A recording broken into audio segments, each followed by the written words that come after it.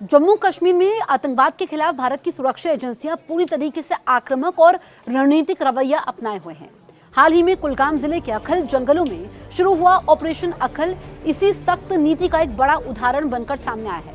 यह ऑपरेशन 1 अगस्त से जारी है। अब तक इसमें कई आतंकी मारे जा चुके हैं, 6 जवान घायल हुए हैं, लेकिन ऑपरेशन अभी भी जारी है। सुरक्षा बल साफ कह चुके हैं कि जब तक आखिरी आतंकी मारा नहीं जाता, ये मिशन खत्म नहीं होगा। कुलगाम के घने जंगलों में छिपे आतंकवादियों की मौजूदगी की खुफिया जानकारी मिलते ही सेना, जम्मू कश्मीर पुलिस और सीआरपीएफ की संयुक्त टीम ने यह अभियान शुरू किया। इस ऑपरेशन में पहली बार लंबे समय बाद गनशिप, हेलीकॉप्टर और एडवांस ड्रोन का इस्तेमाल किया गया है। सुरक्षा बल इन तकनीकों के साथ साथ हाईटेक सर्विलांस सिस्टम और पैरा कमांडो की मदद से आतंकवादियों की लोकेशन ट्रैक करने में जुटे हुए हैं, लेकिन पहाड़ी और जंगली इलाका होने के कारण ये काम आसान नहीं है। इस ऑपरेशन की सबसे अहम बात यह है कि यहाँ सिर्फ गोलीबारी नहीं, बल्कि एक पूरी रणनीति के तहत आतंकवादियों को चारों तरफ से घेरा गया है। इस इलाके में अभी भी 4 से 5 आतंकवादियों के छिपे होने की आशंका है, जो फिलहाल सुरक्षा बलों से घिरे हुए हैं। ऑपरेशन के समय अब तक 3 जवान शुक्रवार को, 1 रविवार को और 2 सोमवार को घायल हो चुके हैं। सभी का इलाज सेना के अस्पताल में चल रहा है। तो सवाल ये उठता है कि ऑपरेशन अखल क्या है और ये इतना अहम क्यों है।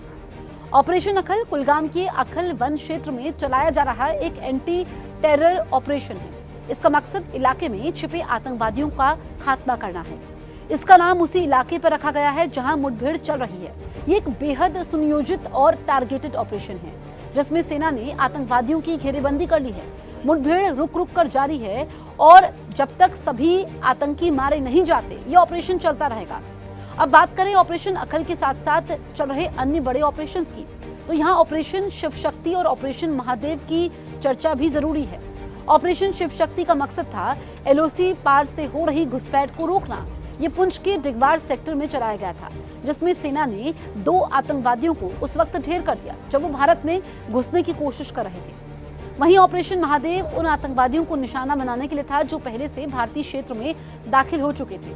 श्रीनगर के बाहरी इलाकों में हरमन के पास लिबास के जंगलों में छिपे 3 आतंकवादियों को इसी ऑपरेशन के तहत ढूंढकर मारा गया, जो अप्रैल में पहलगाम में हुए हमले में शामिल थे। यानी एक तरफ ऑपरेशन शिव शक्ति बॉर्डर से घुसपैठ को रोकने वाला था, तो वहीं ऑपरेशन महादेव और ऑपरेशन अखल भारत के भीतर छिपे आतंकवादियों का सफाया करने वाले भीतरी मिशन है।